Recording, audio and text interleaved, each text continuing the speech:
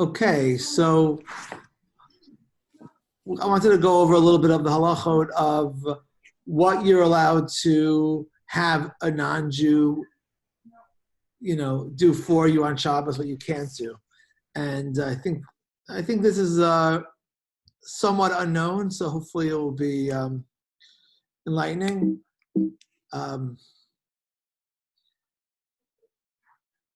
Okay, so this is how the Shulchan Aruch presents this subject, and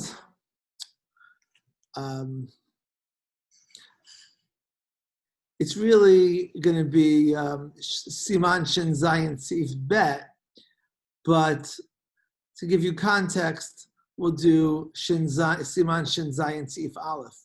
So, V'daber Davar, which is a pasuk in Yeshayahu, which is not a usual citation for the Shulchan Aruch, but the pasuk in Yeshayahu says, and I mentioned this one of the other weeks, Im tashiv mishabat raglecha asod chavasecha b'yom kadshi, v'karata l'shabat oneg l'kadosh Hashem mechubad v'chibadato ve'asot terchecha.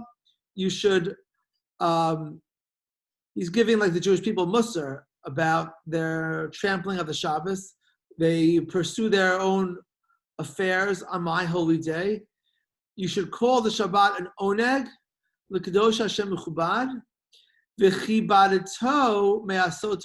you should honor it by not going on your own way. Chafatzim, things that you want, that you're chasing after. V'daber davar, and the way that you speak. In this translation, you shouldn't strike bargains, but it's a little bit of a loose translation.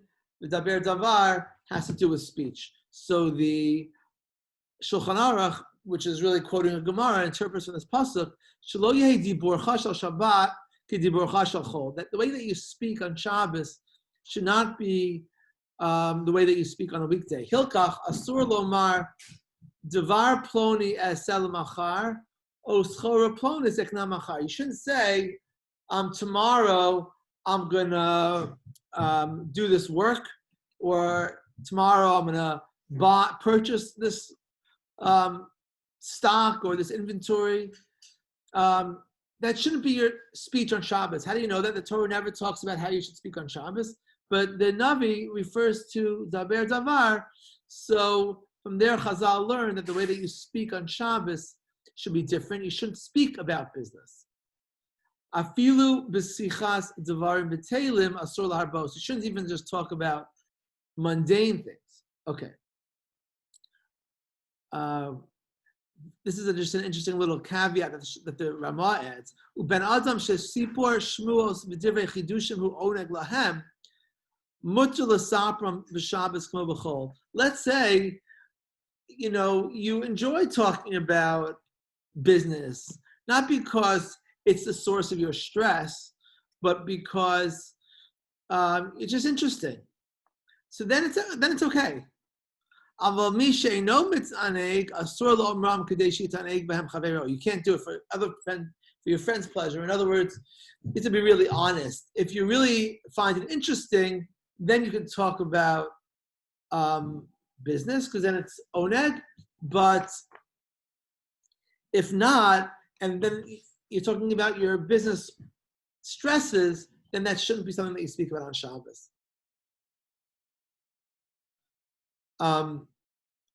So following that, the next seif of the Shulchan Aruch. So what I just read had nothing to do with telling a non-Jew to do work for you on Shabbos, but the next line in the Shulchan Aruch: Asur lischor polim v'lo lomar le'eno Yehudi lischor lo polim b'Shabbos. You can't hire workers or tell a non-Jew to hire workers for you on Shabbos. Even if the work being done will be done tomorrow. So this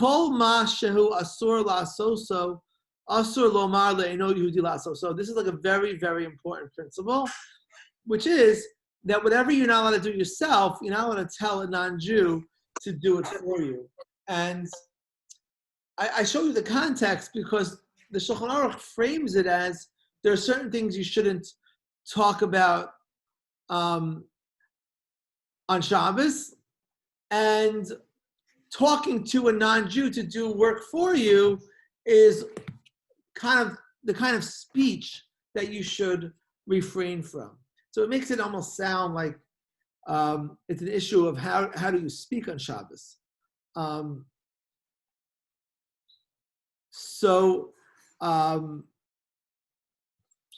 don't know. It's interesting what the reason for this is.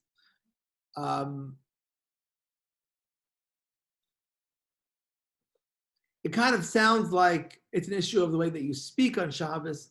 I wonder if it's because you're supposed to have a Shabbos environment in your house, like the Torah says, that everyone who's part of your household should rest, or is it because you're somehow undermining the atmosphere of Shabbos, or you're sort of like circumventing it by you don't rest, but you just have other people, you don't work, but you have other people do work for you. I speculate about these reasons because this is a D'Rabbanan law that the Chachamim instituted it, that you can't tell a non-Jew to do work for you. But what I want to really focus on is what are the parameters and what can they do for you and what can't they do for you. So first of all, kol davar sha'asur lomar le'eno Yehudi la'asoso b'sha'abis asur lirmoz lo la'asoso. Not only can't you tell him, but you also can't hint to it, which is a common thing that people do. And I'll show you also why people do that. But there's a second thing that a non-Jew can't do for you on Shabbos. Is the concept of Shabbos, is this where it shows up, or is it how old does Shabbos Goy date back to? Is this talked about in the Gemara also, or is this? Yes. Yeah, I'm showing you mostly. I'm going to use mostly the Shulchan Aruch because I want to try to get to the halacha. But yeah, this is straight out of the Gemara. A lot of this. Okay. Eino Yehudi shehidlik es haner b'shvil Yisrael asur lakol. A non-Jew who lights a candle for a Jew, it's forbidden to all people. Afilu l'mi shelo hudlak b'shvilo, even if it wasn't lit for you. If a non-Jew lights a candle for a Jew, no Jew is allowed to benefit from it. So this is principle number 2. Principle number 1 is that you can't tell the non-Jew to do work for you on Shabbos. Principle number 2 is that you can't benefit from the work that a non-Jew did for you on Shabbos. And not only for you, but for a Jew. So if you have a non-Jew in your house who knows you want the lights to be on, and you don't say a single word to them, but they know you want it on and they turn it on for you, so then you can't benefit from that light. You can't benefit from the malacha, and not only you can't, but another Jew also can't, because this is a malacha that was done for a Jew. If the non-Jew did it for himself, then you can benefit from his malacha, right? So if the non-Jew is in the house and wants the light on, they turn the light on and they start reading in that room, you're allowed to benefit from that light also. But if they turn it on for you, then you can't benefit from that. If a non-Jew, goes into the elevator, presses the button where they're going, and you go with them, then you're benefiting from their malacha that they did, but they did that for themselves. So you're allowed to benefit from the malacha that a non-Jew does for himself. Or if they go through a front door and there's an electric door opener and they open the door for themselves, you can benefit from that malacha by walking through. But if they see you waiting, they just go and tap the button for you, then you can't benefit from that malacha that was done for you. So those are the 2, that's why I say part 2 of 2. There's 2 main principles of Amir L'Nachri. 1 is you can't tell them to do malacha for you, and 2, you can't benefit from anything that they do for a Jew. And in particular, that is b'chidei sheyasu. Yisrael she'amar le'inu Yehudi lazos lo malacha b'Shabbos. If a Jew asks a non-Jew to do work for him, mutter lo lehanos bo la'erev b'chidei sheyasu. You can benefit as long as you wait enough time for you to do it yourself after Shabbos. So if they turn the light on for you, you can't use the light till after Shabbos, and then you have to wait the time that it takes for you to turn the light on yourself, which is a split second. If they baked a donut for you, then on Shabbos you can't benefit from that until after Shabbos, until you wait enough time to bake a donut. Actually, someone called me recently, could you go to Dunkin' Donuts and get a donut right after Shabbos? Or you have to wait b'chidei sheyasu, because they baked it on, if you go right after Shabbos, the donut was baked on Shabbos. So I would say, I think that you can go right after Shabbos because they didn't bake it for you. Who they bake it for? They baked it for their customers. So if their customers are, mostly not Jewish, so they basically did it for non-Jews, and then you want to buy the first donut after Shabbos, it's fine. If most of their customers are Jewish, especially right after Shabbos, then maybe they baked it for you, so you'd have to wait until wait as much time as it takes to bake the donut after Shabbos. Of course, the time that it takes to bake the donut is very short because that they just take frozen batter and they put it in the oven. Okay. Okay, so based on everything I said, this is a picture from last week. Based on everything I said, it seems like the Shabbos Goy should really be out of business because, you really have very little use for the non-Jew if all these things are not allowed. Why is it part of Jewish culture? Well, it's because it's for two reasons. One is that there's a lot of exceptions in cases when you're allowed to benefit or ask a non-Jew to do work for you. So that explains some of the use of the Shabbos Goy. And the other thing is that this is just a lesson for life, that once the Chachamim make a lot of exceptions, it's hard to really keep track of the parameters of all these exceptions, and people sort of expand the exceptions and make justify even more than to actually allowed. So that's why we're having a shir tonight, to learn exactly the parameters of what's allowed and what's not allowed. And you'll see that there's quite a number of exceptions because the Chachamim legislated this prohibition of having non-Jews do work for you on Shabbos. Seems like for good reason, but they really limited our behavior on Shabbos a lot. So they felt the need to make a lot of exceptions when it's permissible. So sometimes hinting, here we have the Shabbos Goy, what is allowed? So hinting is sometimes allowed. So first of all, this is on the Shulchan Aruch that we just learned, which said Asur Liramos. So the Mishnah Berurah says, Ach kisha omer haramiza le'eno Yehudi shelo b'lashon tzivoy. Let's say your hint is really a hint. It's not at all a command or a request to do something. Kagon she'omer haner eno me'ir yafeh. The light is not strong. Oh, eini yachol likros l'or haner hazeh sheyesh lo pecham. V'shomei ha'eno Yehudi u'mitakno shari. The Shulchan Aruch says there's hinting and then there's hinting.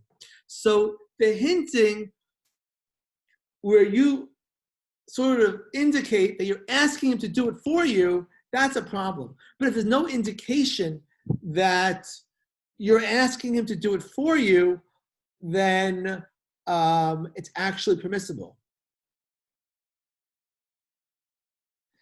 Because first of all, it's not Amir Nachri, and then the Mishnah Berurah adds, it's also not part of the second prohibition. Don't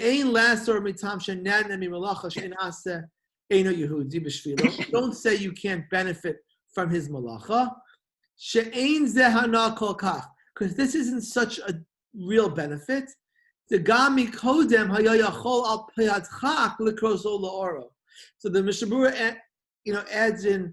There's always two tracks. First of all, could you say this to the non-Jew? And second of all, could you benefit? So if it's a real hint, it's really indirect, you're allowed to say it, and you're allowed to benefit because you were able to read even if he didn't strengthen the light, just not as well. So if he makes it easier to read, that would be okay. What's not okay? If it was pitch black and you couldn't read at all, and then he turns on the light for you, then you can't read at all in that room. Now, I want to just give a couple of examples of this hinting idea because it's very tricky. So if you, I'm sure we've all been in these awkward conversations with non-Jews on Shabbos. So if you go to a non-Jew and say, could you do me a favor and come over to help me out with something? And then he comes over, then you say, it's really hard to read in the room because the light's dim. So would you consider that to be like a hint, or is that b'lashon tzivoy? Is that like more of an instruction? Lashon tzivoy, because you told him to come over. So you have to remember what you said at the very beginning, exactly. If you said, could you come over and do me a favor, you're basically instructing him, asking him to do something for you, and then you hint and say that favor has to do with the fact that it's dim in the room. So you basically asked him as a favor to, and I'm sure even in a situation where you actually hinted to him, like he's just sitting next to you and you didn't ask him to come over, and you're like, it's kind of dim. And he's kind of like, it's all right, Like if he doesn't know that you're trying to get him to do something for you, and then you're really hinting the way that you're supposed to hint, he might never get the message. That's when it's allowed. But if you make it that like, I'm not allowed to do it, but I really need more light, then I don't know. I think that would be a problem. The thing that's allowed is where you just make the observation. He's not like a worker who's assuming that he's supposed to do whatever you want. He is just a person who's there. So then the hint would be okay. So that's exception number one, is that a real hint without any instruction is allowed. But isn't it subjectively like, I mean, you wouldn't have even said that unless you wanted him to take a hint, right? Like, no matter what, like you're only saying it out loud because you want someone to take a hint. So like, doesn't that corrupt it from the beginning? Yeah, so that's what he's saying, that if it's really indirect, it's not included in Amir L'Nachri, because Amir L'Nachri has to do with the way that you speak. And if it's really indirect and you just make an observation, even though you're right, you're only saying it because you want him to do it, but maybe you're just commenting.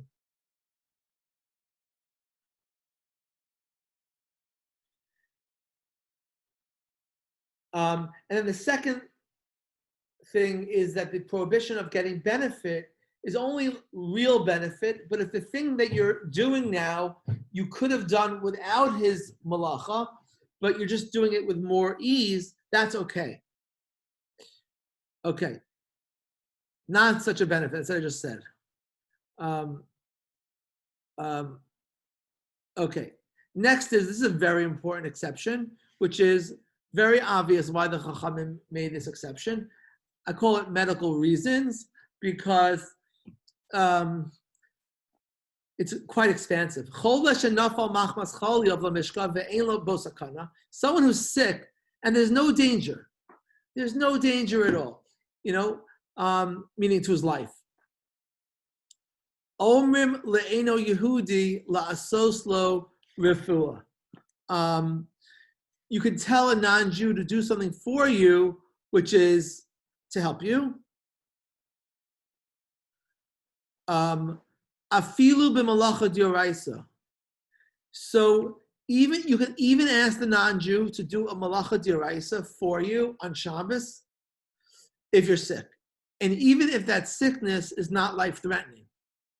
V'hu adin sha'ar tzarachav kagol la'afos u'lavashel v'chayotzei be'elu tzarach l'kach. They can cook for you, they can bake for you, meaning even if it's not your actual medication, but it's something that's gonna make you more comfortable or make the sick person more comfortable, So that's allowed. That's why I tell people if someone's in the hospital, you can ask a non-Jewish person working in the hospital to do anything you want. Because if you're a chola and it's hard to sleep because there's too many lights on, or the TV is bothering you, so you could say, could you please turn off the TV? Like, you could say it directly, because anyone who's a chola, Amir L'Nachri, there's no prohibition, because this whole entire concept is rabbinic. The Chachamim said you can't have non-Jews do work for you. They suspended it for anyone who's sick. Does that only apply to what they ask for themselves? I mean, like, if I'm sick in the hospital and I ask for you to do something for someone else who's not sick, is that apply or not apply? It's before a chola. For the chola. So if you want to tell a nurse to call your family to give them a message, you can't do that. However, if you're really stressed about it and it will relieve your stress, then you can.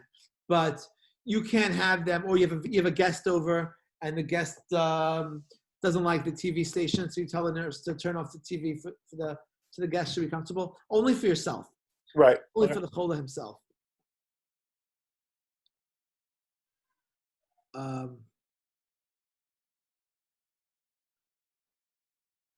Okay, and then if a non-Jew does work for a Jew, then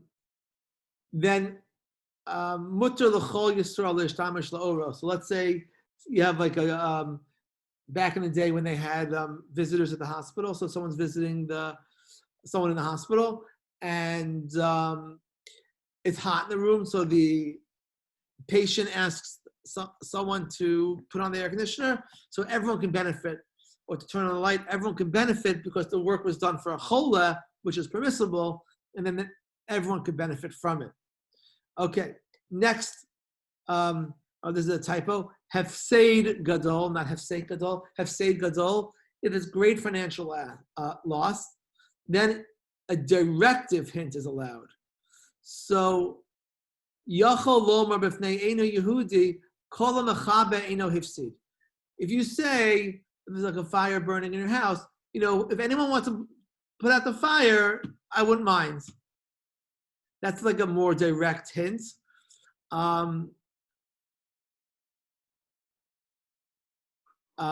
Because since it's a financial loss, they allowed direct hints. Okay, here's another one that's allowed. Shvus to shvus b'makom mitzvah. Shvus to shvus b'makom mitzvah means the following. It's a little bit complicated. Shvus means a rabbinic prohibition. A rabbinic prohibition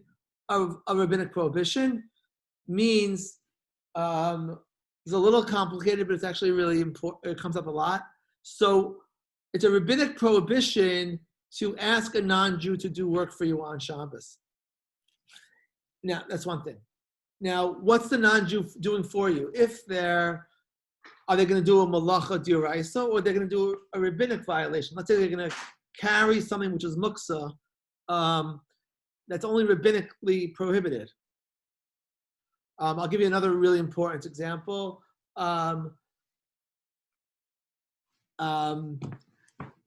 Turning on a light. So turning on a light, if it's a fluorescent light or an LED light where there's no real fire, it's not a malacha d'oraisa. So you're asking a non-Jew to perform a malacha d'Rabbanan. If they're putting on a filament light, it's a malacha d'oraisa, so they're of eish. So a shvus to shvus means you're asking a non-Jew to violate a rabbinic prohibition for you. And this is important because a lot of things that we do every day are rabbinically prohibited. So for example, turning on the air conditioner, most poskim consider that to be prohibited d'Rabbanan. So if you ask a non-Jew to turn on the air conditioner, that's a d'Rabbanan of a d'Rabbanan, a shvus d'shvus, which is allowed for the purpose of mitzvah, hefseid, loss, or another great need.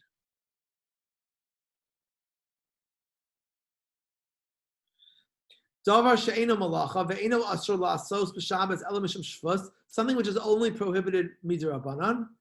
Mutter liyisrael lomar le'eno Yehudi la'asoso b'Shabbos. You can tell a non-Jew to do the work for you for Shabbos.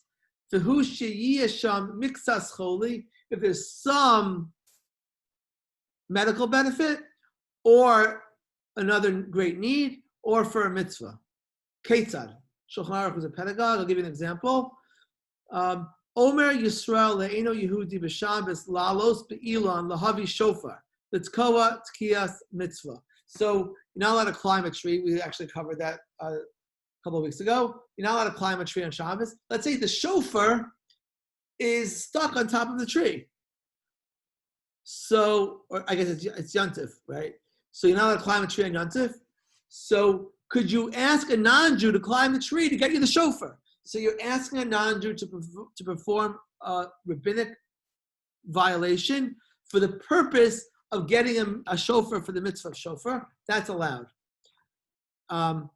So for nowadays, if he would drive in a car for you to get the shofar, that would be a malacha deraisa. That would be not allowed. If he would go in an electric car, which is rabbinically prohibited, he can drive his electric car to get you the shofar, or he can ride the bus. Oh, lahavi mayim derech chatzah shlo irvo lirchotz boham etzayer. Okay, that's just another example.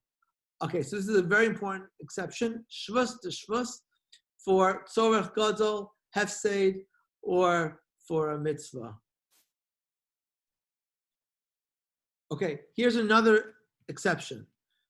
Bein hashmashos. Bein hashmashos is twilight. Twilight, it's called the twilight zone because it's this like zone that no one really knows what it is. Twilight is the part of the day when we don't know if it's day or night because we don't really know. There's an inherent ambiguity. When does day turn to night? What's the exact moment? Because it's gradual. So we have this whole twilight area where we halachically are undecided if it's day or night, which is exactly why Shabbos is 25 hours, because it starts at the beginning of twilight on Friday and it ends at the end of twilight on Saturday night. The beginning of twilight is very clear. It starts at sunset. That's when that twilight zone begins.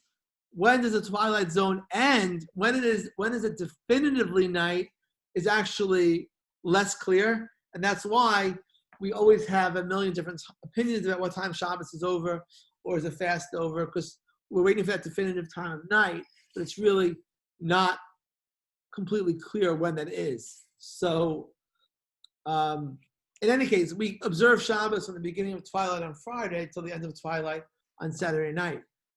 Let's say you forgot to light Shabbos candles. Now, forgetting to light Shabbos candles was a big deal in the time of the Shulchan Aruch because that means there was no light in the dining room. So it was dark. So you forgot to light candles, the sun sets, dark for Shabbos. So mutter lomar le'eno Yehudi v'bein hashmashos l'hadag ner l'torach mitzvah l'torach Shabbos. So you're allowed to tell a non-Jew to do work for you during this twilight time. And by the way, it's a special halacha that you light the candles, they light the candles, you make the bracha, and you fulfill the mitzvah of halakas neros. The reason why it's allowed is because it's in this twilight time, and it's for the purpose of Shabbos. Twilight for Shabbos, this is allowed. So I think you're getting the idea of, I have a couple more important examples. There are a lot of exceptions when it's allowed. Here is another important exception, very important. We call it adata denafshe. When the non-Jew is doing something for himself. So here, you ask the non-Jew to wash your dishes. Now, you're allowed to wash dishes on Shabbos, but when you wash your dishes on Shabbos, you use a Shabbos sponge because it doesn't absorb, and you use cold water. So it might take you longer to wash the dishes than it would take if it was a weekday and you're using hot water and a different kind of sponge. You ask a non-Jew to wash the dishes for you, they're allowed to use hot water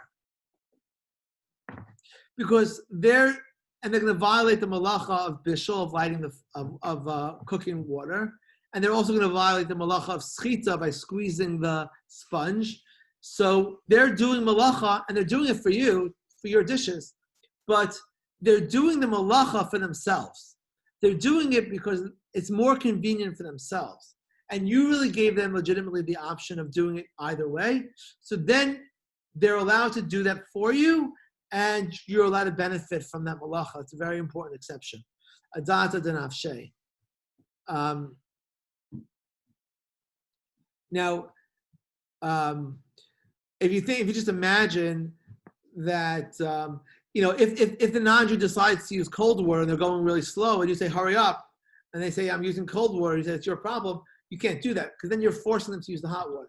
But if legitimately they have the option and they're going to finish earlier and have more free time, then they're really doing it for themselves, and then they're allowed to do malacha for you. So here's another unpopular halacha about adaita denafshe. Really important halacha, and a little bit also complicated to understand. But here's what the Shulchan Aruch says: Lo yaschir adam merchat shalo likuti mipnei shenikra al shemo. Let's say you own a merchat, is like a bathhouse. So you rent it out to a non-Jew, not just for Shabbos, let's say for a month, and you rent it to him, he pays you rent, and then he has a business, people pay him every day to come use the bathhouse. So the problem with this is that the bathhouse is known by the name of the owner of the bathhouse. So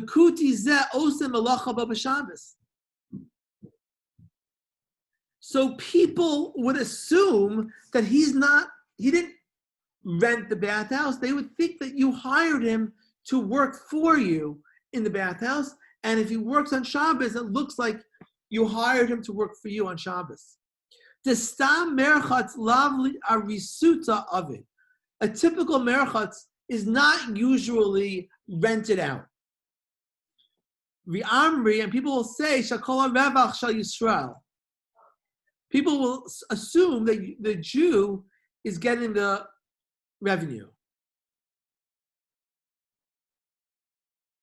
V'nimtza kuti osam malacha b'shlichuto shal Yisrael. It will look like he's doing it on your behalf. Aval sadeh mutar.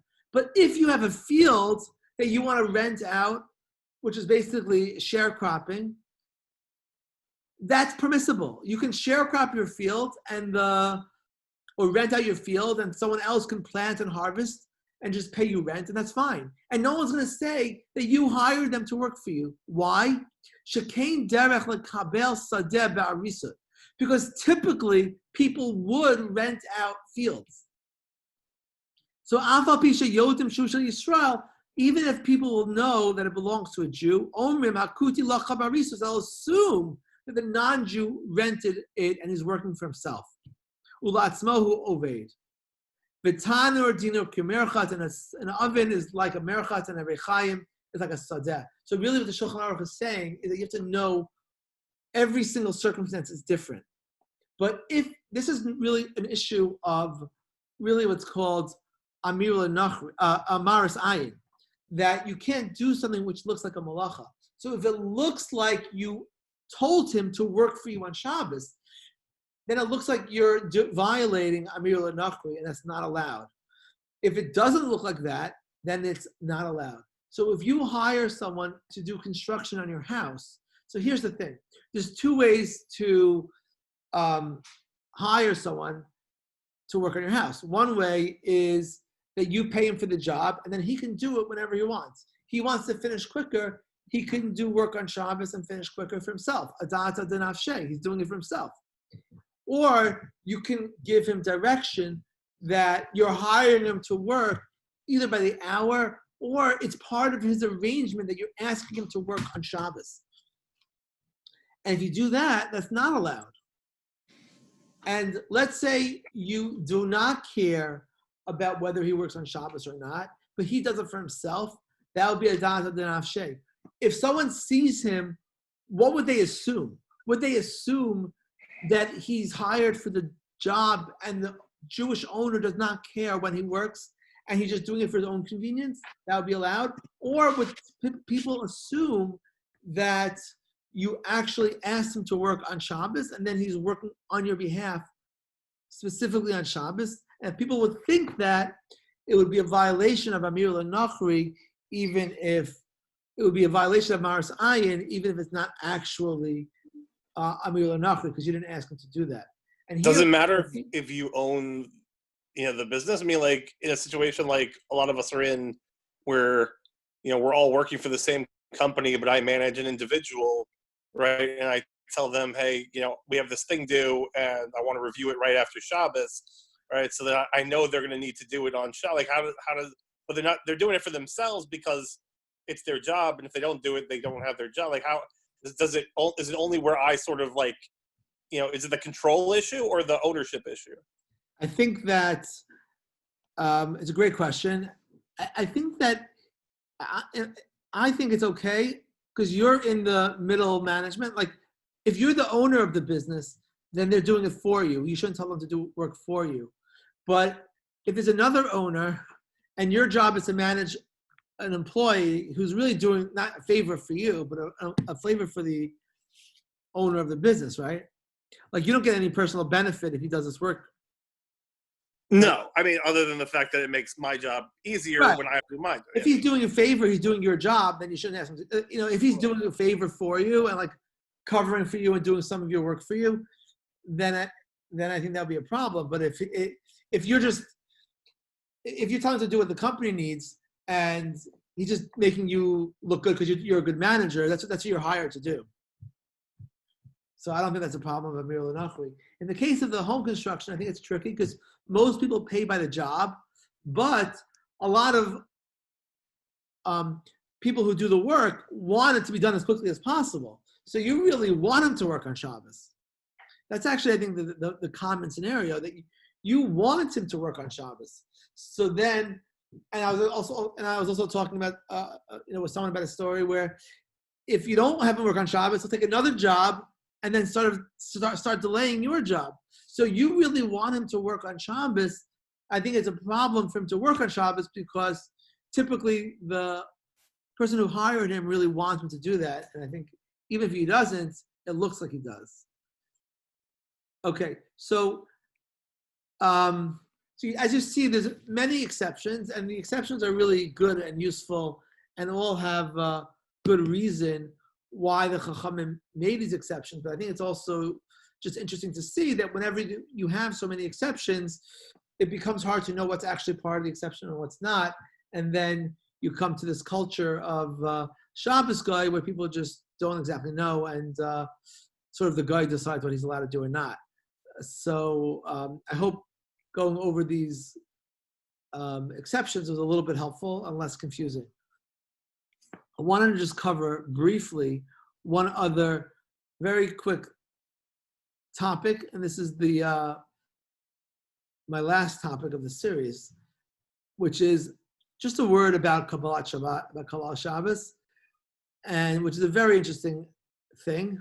In a very interesting Gemara, Masechet Moed Katan, Bava Kama, which says that, let's say you have a collision on Erev Shabbos. Let's say you have a collision with somebody else. So, and you're running down the street, you bump into someone, you're driving and you're speeding and you crash into somebody.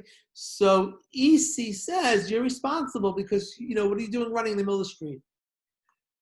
But Moda EC Erev Shabbos ben Hashmasha Shu Patur Bnei Sharat Bershus. EC admits that on Erev Shabbos, it's not held against you because everyone's supposed to run on Erev Shabbos. Why? Erev Shabbos, my Bershusiko. Where are you running on Erev Shabbos? Could Rabbi Chanina Damar Rabbi Chanina Bo Bnei Telikas Kala Malchusa? Rabbi Chanina said, let's go out and greet the Shabbos. Amile Likwas Shabbos Kala Malchusa. Someone say, to greet the Shabbos bride queen. Rabbi Yanai Rabbi Yanai would put on his talit and go out and say Boi Kala, Boi Kala. This is where we get this phrase, Boi Kala. And when the Rambam quotes this halacha, he says, he had permission to run, Kadesha lo tikanes Shabbos v'hu eino panoi. That Shabbos shouldn't come and he's not free. So, as opposed to other contemporaries of the Rambam who say, why are you running an Erev Shabbos to finish cooking and shopping and to do all your errands? The Rambam says you're running to be in a state of panoi, in a state of being available to greet the Shabbos. And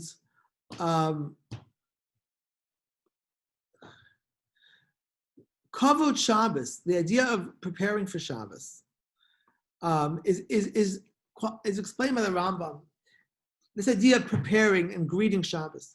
Ezel kavod zeh she'amru chachamim shemitzvah la'adam lirchot panav yadav v'raglav. You should really take, if you don't take a shower, at least wash your hands and your feet and your face. Bechamin on Erev Shabbos in hot water when they covered Shabbos. With atef b'tzitzis, and you should put on your tzitzis. V'yoshev b'kavod rosh. You should sit with a sense of seriousness. Meichel lach palat pnei Shabbos, k'moshem yotzei l'chas hamelach, like you're going to greet the king. V'chachamim harishonim ha'yimekabtim talmideyim be'erev Shabbos mis'atfim v'omrim bo'u v'neitzei l'chas Shabbos hamelach.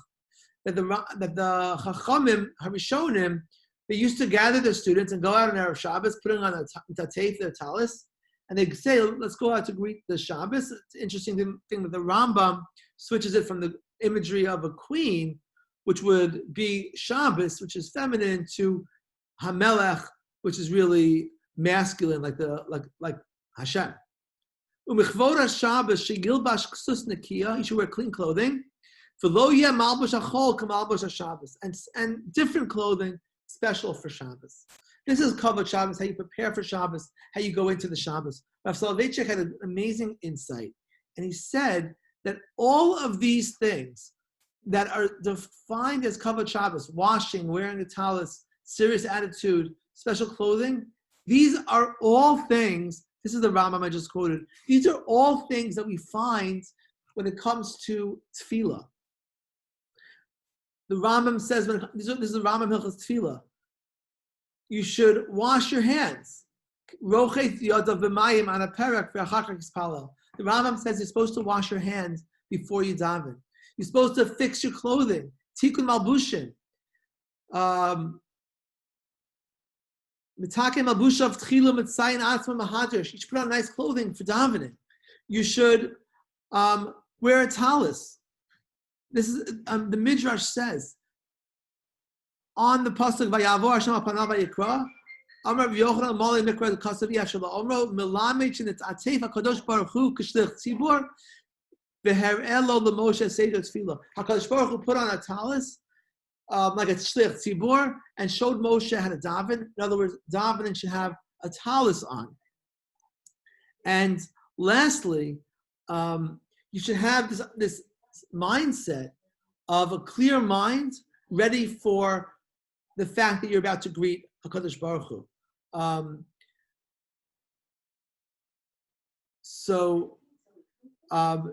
Mata data meshubeshes if libo tarid, if you're really like not focused on davening, ashul is palel anchi sanshiv dato. You have to, focus yourself first. If you're tired, yishesh shlosha yamim ache nuach miskara daita v'chakar yispalel. You should wait and calm and have a sense of serenity before you daven. Lefikach tzarich leishev ma'at kodem es tefillah k'dei lechaven es libo v'achar kach yispalel. So you should have be in a state of readiness for davening. So all of the ways that you prepare for Shabbos parallel the ways that you prepare for tefillah. And the common denominator is that both are times when we encounter HaKadosh Baruch Hu, we encounter God, and we try to build this relationship. Tefillah, we come to encounter God and speak to Him, and Shabbos, we welcome Hashem in a more intimate way into our homes and build that special connection with Him. So, it's just interesting how you have these exact same ways that you prepare for Shabbos and davening, that Shabbos is really supposed to be like tefillah, a special and unique encounter with the Kadosh Baruch Hu. So with that, we wrap up this last class on Hilchos Shabbos.